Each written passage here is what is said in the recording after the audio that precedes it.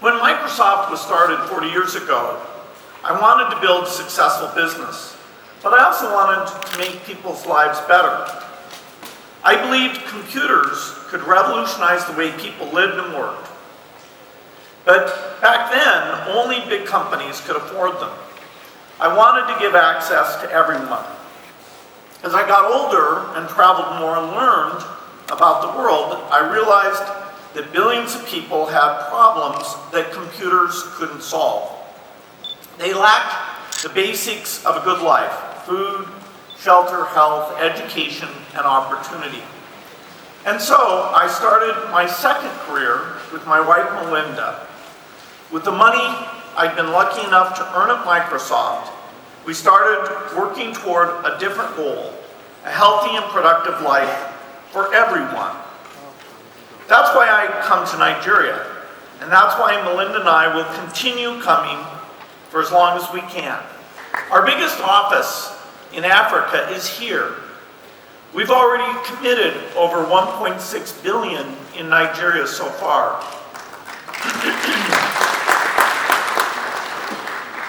And in partnership with the government, we plan to increase our work here. We have a strong relationship across the board at the federal level, state level, businesses, NGOs, and civil society organizations. We're eager to support you as you work to make Nigeria a global economic powerhouse that provides opportunity for all its citizens. I'm impressed how much Nigeria has changed in the past decade. One example is the technology sector.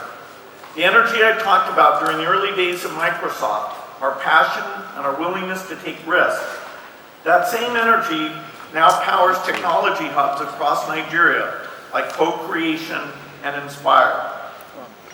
The novelist Chimamanda Adichie, who my wife especially admires, captured the country's spirit when she said her fellow Nigerians have big dreams and big ambitions. The line graph of Nigeria's per capita GDP shows where those dreams and ambitions can lead. With the exception of the recent recession, the slope goes up. As a result of this growth, Nigeria is now the biggest economy on the continent. You're rapidly approaching middle-income status like Brazil, China, and Mexico. But growth is not inevitable. Nigeria has unmatched economic potential, but what becomes of that potential depends on the choices you make as Nigeria's leaders. The most important choice you can make is to maximize your greatest resource, the Nigerian people. Nigeria will thrive when every Nigerian is able to thrive. If you invest in their health, education, and opportunities, the human capital that we're talking about today, then that will lay the foundation for sustained prosperity. If you don't, however, it is important to recognize there'll be a sharp limit on how much the country can grow. The health sector yields significant return on investment compared to virtually every other sector. If we invest $1 in infrastructure, the best we get is $3. When we invest $1 in immunization, we get returns between 16 and 44 US dollars. When we invest $1 in neonatal care, we get returns close to $23. When we invest $1 in tuberculosis, we get about $85 on return on investment. So investing in health is a win-win for everybody. And this is why the present administration is quite concerned about this and strongly believe that we need to turn things around. As a business leader, it is my responsibility to offer jobs and opportunities, but I can only do that when people themselves are healthy and have the basic skills. And as a philanthropist and development expert, I've seen firsthand and critical gaps and proven interventions that can help set those young people up for success, especially the poorest. A key example is nutrition, a primary focus for the Dangote Foundation. Today, one of the biggest factors undermining our progress is malnutrition. Poor nutrition prevents children from realizing their full potential, stunting not only their physical and intellectual growth, but also their educational and employment opportunities. As a business leader, I feel the consequences of malnutrition and an inadequate skilled workforce is a constraint to my businesses.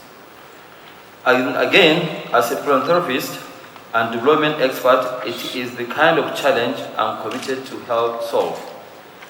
But this is where my two roles converge, because all sectors, businesses, philanthropy, and especially government will need to step up to address the human capital challenges we are now facing in Nigeria. Key to all this is the fact that success in areas of human capital like nutrition are win-wins for the economy. On nutrition, data from the World Bank shows that every naira invested in can yield 35 naira in return, as people who were held back start fulfilling their potentials. But Nigeria has strong economic growth and government ambitions encapsulated in our Economic Recovery and Growth Plan, which we launched in 2017. All of those lofty ambitions can only be achieved through the determined application of human skill and effort. And for that effort to be meaningful and productive, it has to come from people who are healthy, educated, and who are and feel empowered. It is this realization that has helped us to ensure that one of the primary planks of our Economic Recovery and Growth Plan is called investing in people. And I think you pointed that out also in the comments that you made.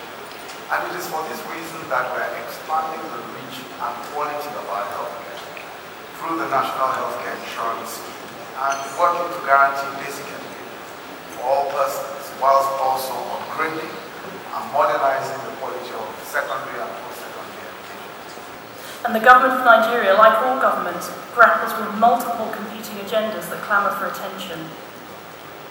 We need to mobilise more revenues. We need to be efficient in our use of resources. But my most important and final message of today is that given the scale of population growth, which provides enormous future opportunities for this country and could propel it to higher income status, could propel it to become a true economic superpower of Africa and indeed arguably the world. To find that success, we need a healthy, educated, skilled population. Getting the population being born today ready for the opportunities of tomorrow requires investment today, because we can't turn it on with a flick of a switch. It will require a generation for these improvements to come through.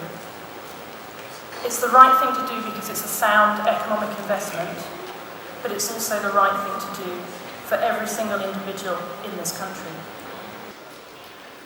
I know Nigeria can do this because I've seen what you can accomplish when you meet health challenges head on. As many of you know, our foundation has been a key partner in the fight against polio. As you can see in this graph, the hard work of hundreds of thousands of local leaders and health workers since the turn of the millennium has paid off. Today, the Nigerian primary healthcare system is not adequately funded, but it also doesn't get the most out of its current funding. I want to reemphasize the last point about data. More transparency would lead to more accountability, which would strengthen governance and management and would improve quality across the board.